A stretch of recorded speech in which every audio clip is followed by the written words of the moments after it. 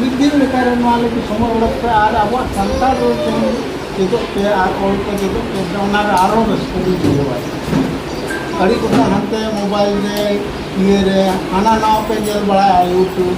daily माने आधा घंटा 1 घंटा रहा नवा लगी पे एनखान तो नौकान जिनिस बांग कना कि बांग चेक दाड़े आपने उन्होंने तो हार्ड तो बांग कना मैंने बच्चा लोग को ना आप लोग के लिए बहुत बड़ा मैंने ये है कि आप लोग को तो बात करना और ये लिखना दोनों चीज़ सीखना पड़ेगा क्योंकि हम लोग को तो बात करना आता है तो जिससे आप लोग टीवी में देखते हैं ये यूट्यूब देखते हैं बुक देखते ये दूसरा चीज़ देखते हैं टाइम पास करते हैं गेम खेलते हैं वैसे ही समझ करके 1 घंटा टाइम डेली हमको इसमें देने का बाकी आप पढ़ाई अपना करते रहिए तो निश्चित रूप से आप